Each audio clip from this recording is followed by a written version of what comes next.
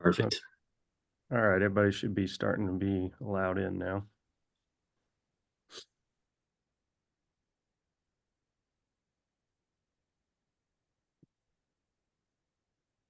Right. All right. Right. Give a second.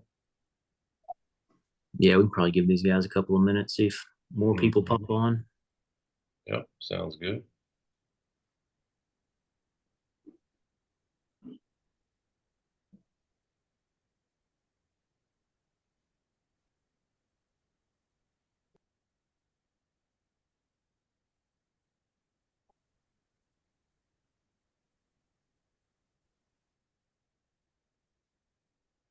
Good afternoon, everyone. Just give it another minute.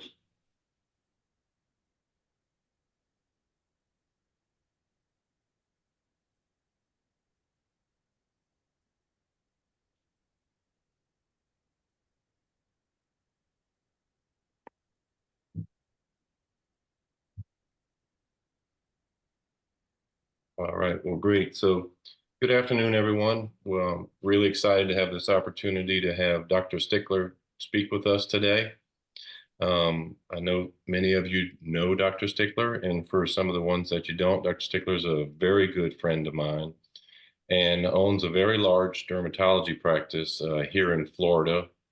And he has a dermatology specialist, which has locations across Florida and Georgia and Alabama and Mississippi as well too. So Dr. Stickler is a board certified MOHS surgeon, does a lot of MOHS surgery in addition to all his other stuff that he does on a daily basis for his dermatology practice. And so we're excited to have him on. He's got a lot of experience with amnio armor and also the new RevoShield Plus as well too. So he can talk about that as well. He's got some slides that he'd like to share with us. And so thankful so much for the opportunity to have you on, Dr. Stickler. So that being said, we'll turn it over to you, and we surely appreciate your time.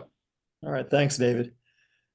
Yes, I like to give a little historical on my experience, with the RevoGen products and tell you a little bit. I've known David for 20 years, and socially, we're just discussing who he was working with a dual amnion layer patch that was being used in the ophthalmology and orthopedic space, and would I be interested in utilizing it? And at the time, there were just a few allografts out. One was amniochoreo, one was a ECM based one, and I'd played with them a little bit. Didn't have a lot of instruction, wasn't real familiar. So to be honest with you, I hadn't engaged them meaningfully. I took some samples at that time. It was the amnio armor allograft, and you used them on a few patients. And I actually have my very first patient on the talk here, so I'll kind of move forward and give a little history. The basic science, some physicians really like to understand it, but I think most people know at this point that the amnion is just an absolute powerhouse for healing, and some of the intrinsic factors that are anti-inflammatory, antibacterial, and angiogenic are just perfect for what we're trying to do when we have a surgical wound. So with MOHS surgery, if you're not familiar, we remove skin cancers layer by layer until we have a clear margin. Defects, primarily head and neck is where I do it, but dorsal hand, anterior pretibial shin, areas where tissue sparing is necessary because of the tightness of the skin or the cosmetic, in the head and neck, some of the areas are, we just want to preserve as much normal skin. So this was actually the very first case I used it on. So, and I can tell you in some of the pictures, I still wasn't well versed on how to do it, so I can go over that as well. But this gentleman was 67-year-old with an invasive squamous cell left proximal thenar, eminence of hand. He did not want a flap, which is what I may have been able to do in this one. Actually, I was moving towards for a full thickness skin graft, taking it from maybe his contralateral side of his hand and utilizing that more free tissue to graft. He didn't want that either. And I said, well, listen, I do have a allograft we could try, see how it does. And he was open to it. So I had the sample, so we tried it. So that's immediately post-op. And then this is basically I have a picture of post-hydration. So the amnio armor graft is a little thinner than the RevoShield Plus. So when you hydrate it, you can still manipulate it and see it, but it's not, it starts to kind of dissolve almost into the wound. But in full disclosure, the sample size, for this one, I'll kind of show you, this was 1 week following that first graft, and you can see how much healing he'd had. So just in 1 week to go from, where the subcutis is fully visible to basically full granulation, I was already, well, wow, something's going on here that's beyond second intent healing. And this gentleman laid a second one pre-hydration. Now you can see this sample was a little oversized. I will oversize grafts if it's a real deep wound and I need that extra product to help kind of fill in that defect. But this one, this is kind of pre-hydration. You can see post-hydration, I've kind of manipulated it around the edges. So there it is, 1 week post allograft number 2. And then here it is finally, third allograft pre-hydration. Hey, Curtis, Brandon, you're don't mind. not on mute, buddy. I'm sorry. Can, All right. thanks, Curtis. So here you can see that pre-hydration at the third graft, and that was all he needed to get to basically this point. This was after 3 allografts, full healing, good cosmesis, patient was very happy. This is kind of a instructional, like for a lower extremity defect, but this is kind of what we do everywhere. Immediately after placing the allograft, we put a Xeroform gauze, and then we secure it with either stair strips. Non-stick Telfa goes following that, and then for the leg, we'll use Coban bandage. And this is something you can kind of, take a look at. And I think David has something available kind of going through the step by step. So this is that gentleman's leg, and you can see how much the depth is filled in just 2 weeks post-op using the allograft. I love this case. This is a wow case we did a while back, and I have another one that I need to add now, David, that's the very end of the talk. This is down to bone. I mean, this is a deep invasive squamous cell. We're down to the calvarium. This is more posed when I talk to some physicians, say, okay, let's talk about what you do here. Now, 3 years ago, I guess it's been 3 years probably, David, since we started working together on this. I probably would have done a large back cut all the way across the scalp, freed up all this and tried to rotate it over. And I probably still would have had a little open defect here. And that would have been a huge surgery. I mean, a lot of bleeding. This patient was on blood thinners for cardiac reasons. Not a great idea. But it's probably what I'd have done, to be honest with you. Full thickness skin graft. I mean, I don't know where you're going to get a graft that large. So that's really a no-go. Split thickness, maybe, but it's not going to cosmetically do well. I mean, those are very thin grafts on that area. So referral to plastic, sure, we can punt it and say, hey, that's you guys deal with it. And they're probably going to do just the same things essentially. But what about allograft? So this guy, son was on board, hey, whatever's easiest for dad. So I said, let's go ahead and lay an allograft. So we put down the first one, pre-hydration. You can see post-hydration. And then, oh wait, so this one, I don't have case by case, but let me just tell you, I laid 4 of them a week apart. And then this next picture, him coming at his wound check 3 weeks later. So essentially laid one starting post-op week 1 and did that for 4 weeks, 3 weeks post-op or post the last allograft. So only 4 allografts. That's his scalp. So, I mean, this is real. That's a real patient of mine. And I honestly show this to plastic surgeon friends, and they're like, I couldn't have done anything that remotely looked that good, and got that much, restoration of normal anatomy. And I said, yeah, I mean, it's pretty impressive. So this is a wow slide for me. And this is primarily large defects down the bone on the scalp, ear exposing cartilage, and those lower extremity sites this is a no-brainer now for me, because most of these patients are seniors. If I refer them to plastics, unfortunately, they'll end up in a surgery center or a hospital operating room under general anesthesia. And even doing myself the flap under local, that's a large amount of morbidity when you raise a flap, which is essentially the entire size of the scalp for post-op bleeding, and not to mention the long day that is for the patient. So this is just a great way to help our, what I call our super seniors. A lot of the patients that get these cancers have a low morbidity, great outcome. This was a melanoma case that went down to cartilage. And you can see how it kind of doubled over the graft because it exposed cartilage on this one. And then 1 week he'd already had that cartilage had new perichondrium.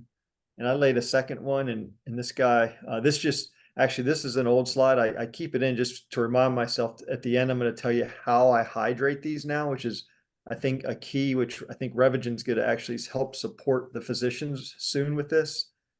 But at that time, I was basically taking a big McKesson bottle of saline, soaking gauze or a cotton tip applicator and hydrating it, Xeroform, and then Telfo. This was another melanoma case, which sometimes these get a lot bigger than you expect them to. So it took 3 re-excisions. Some people call it slow MOHS, but that's the whole case, you know, from the first defect to the last. And daughter was like, I think my dad better go to plastics. And I, at this point, had been using the allografts. I said, listen, we can send them, but if this is my 80-plus-year-old dad, I would try this first to see if we can get healing without putting him through that. And sure enough, well, let me show you here. So the defect was deeper on this end because with each subsequent stage, I had to keep chasing it, you know, lateral. And the medial side already had some good healing. So the graft, what I did here was, you know, one layer here, but then I used that excess to fold into the deeper aspect of the graft. So here he is, kind of showing, you know, me placing it with the forceps. Once it's hydrated, it's easy to manipulate. And then start, finish. So that looks, I just saw him back about 3 weeks ago. And I mean, you can't even tell he did surgery. All that scaling's gone, the color's back to normal. And again, I don't think any plastic surgery or anything I would have done, a paramedium forehead flap where we cut a large flap from the forehead, twist it down to the nose, leave it attached. It's a very high morbidity, you know, procedure. So we were very happy with that result. This was a wound care nurse, similar story. I drew a flap. She said, maybe I should go to plastics. I said, that's fine. Plastics booked her out 3 weeks, which, I mean, that's fine. They can just kind of re-excise the margins and kind of start with the defect there. But I said, why don't you come back in a week post-op? We laid a graft. And then this is where she got with 3 amniotic grafts. So by the time she was supposed to go to plastics, we already had it healed. This is a good one. I actually took each week case by case. So here's exposed cartilage. Immediately post-op, after each one's after 1 allograft, you can see by the second allograft, he already had perichondrium forming. By the end, he had a really well healed, like restoration. Everything looked great. And I just said, wow, I would have had to have punched, excuse me, punched through the cartilage and done a full thickness skin graft, taking skin from his anterior preauricular. I'm going to show you a video here. Just so this is the RevoShield Plus. You can see it.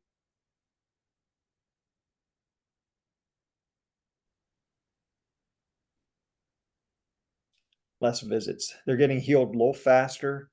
Can you guys still hear me okay? All right, I got a message. Our internet was unstable. So if I cut out, let me know. The hydrated RevoGen allograft is manually placed into the wound bed at 1 week post-operative. Prior to placement, the wound bed.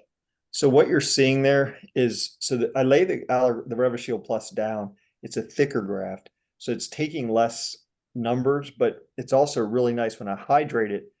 The manipulation of it's a little even more easily done, I guess is the way to put it, because it's much, you know, you can see in this video now.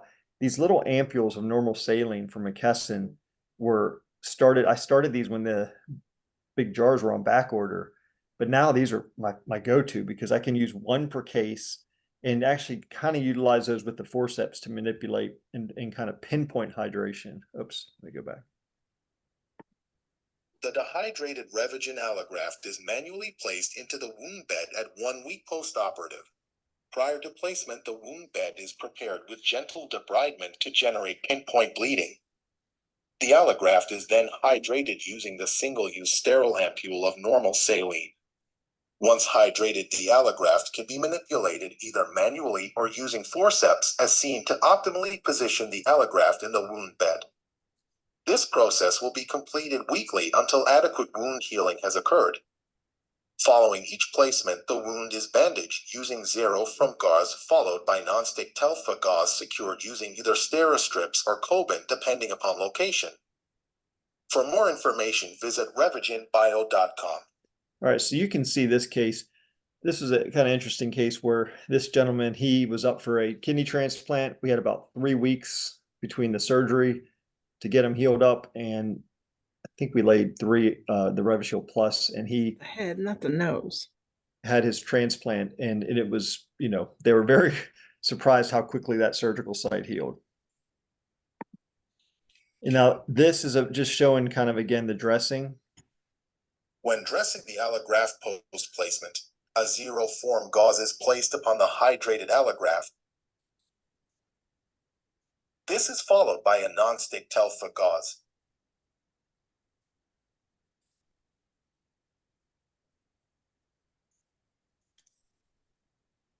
The Telfa gauze is secured with Steri-strips, followed by an absorbent gauze secured using HIPAA-fixed tape.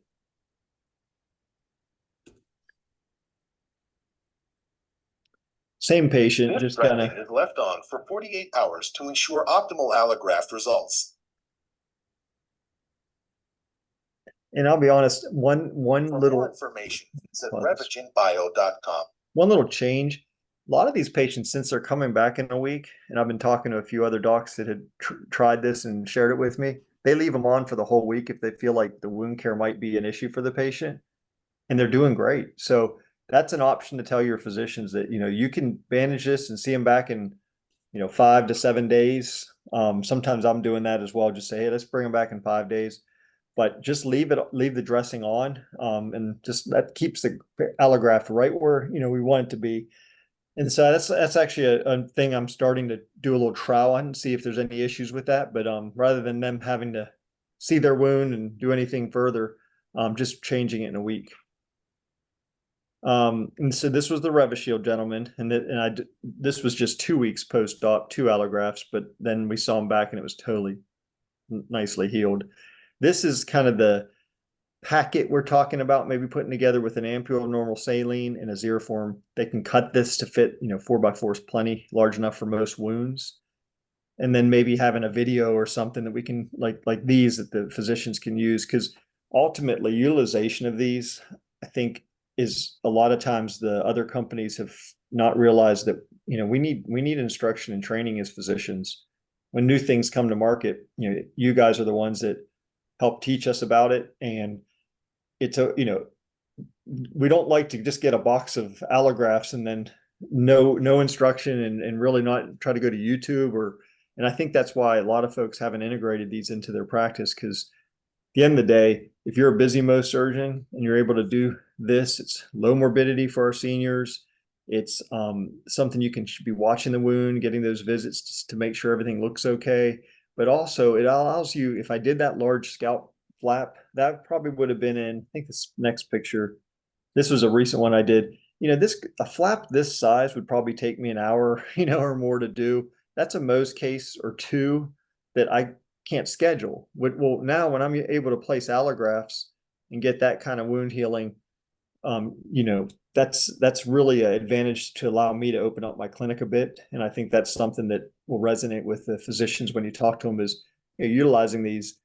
I've always told David and Revogen, I said, look, if these were budget neutral and there was no revenue from this, it'd still be something I'd be doing, because it allows me to take care of more patients in a timely manner. And for the skin cancer population, most surgeons, if we're busy, and most are, it gets a great relief to be able to keep up with the demand that we have.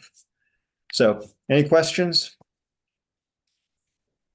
Great. Thank you, Dr. Stickler. We appreciate that.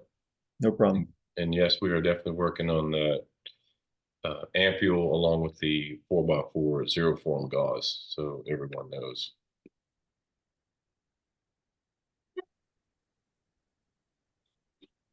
Steve, did you have a question? No. Okay. Well, if anything comes up, David can get to me with questions, but I think, as you meet physicians, at least for me, this has been a great addition. And I was hesitant, resistant to try allografts when they first came out, mainly because didn't have I wasn't comfortable with them. So helping physicians kind of understand how to work them in, like I said, bone exposed scalp, large defect scalp, cartilage exposed on the ear, and those lower extremity ones. Those are all really tough healing for, flaps, grafts, and sometimes those legs exhibit something called pathergy, where they grow secondary squames because of the trauma of sutures. It sounds counterintuitive. It's not recurrence, but I've found those patients that grow those kind of squamous cell carcinomas, that does not happen when we use allografts and let it kind of heal in by not second intent, which is to heal on its own, but using these allografts, we can get a timely healing in a very difficult to heal site. So if any questions come up, David can reach out to me and I can help you all. Dr. Stickler, we do have one in the chat. Okay. I'll let you take a look at it because I know I'm not going to say one of those words the right way. Bisphosphonate. Now, whoever asked that question, in what context, like, are you talking about a wound?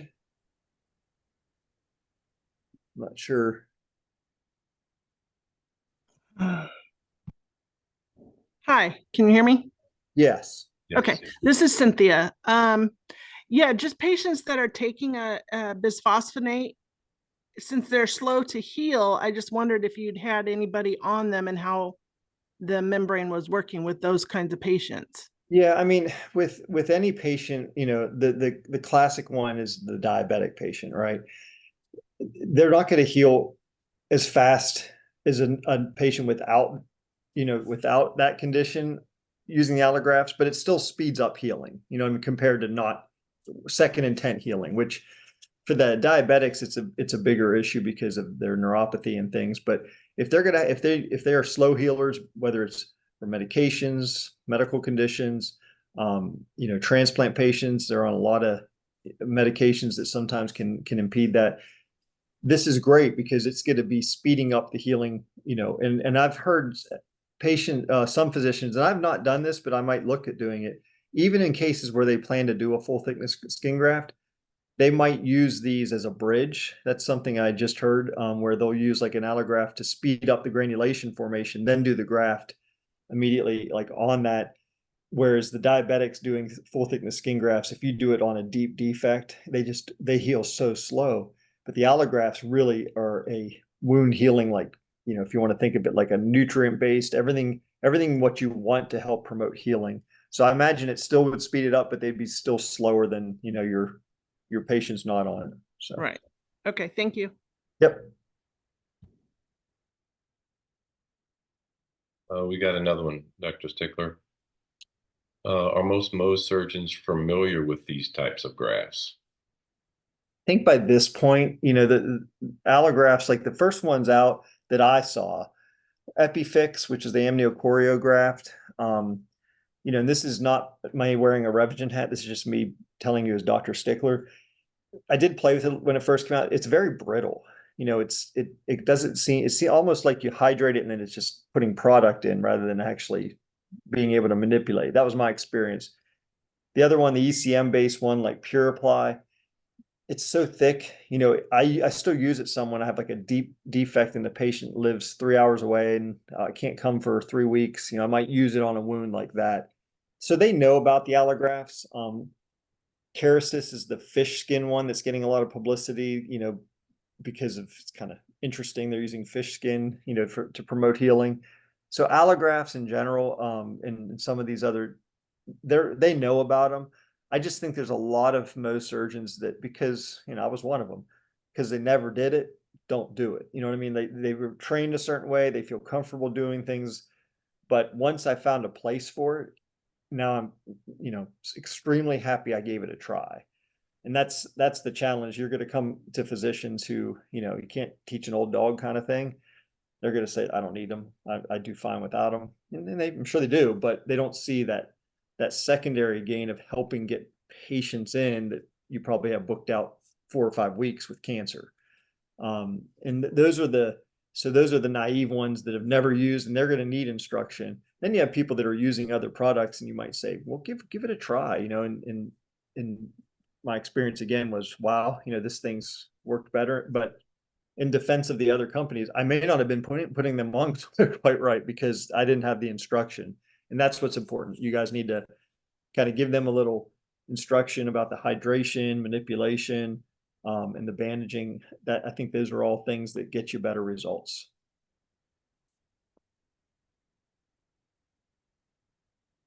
Great. Any other questions? Well, thank you, Dr. Stickler. We really appreciate your time, and thanks for educating us on this, and No we really problem. appreciate it. And if Yep. any of you have physicians that want to kind of peer-to-peer, I'm happy to help. We can work those out, usually Zooms or lunch, you know, something. I'm happy to do that because I actually enjoy seeing docs, you know, email me or text me later saying, I am so glad I started doing this, you know, and thank you so much, because it's good for patients. And I think at the end, that's our goal, take care of these patients best we can. Yeah, that's right. Well, thank you, Dr. Stickler. Appreciate it. All right, guys. Thanks, everybody. Great weekend. Y'all have a great afternoon. Thank you. Thank you.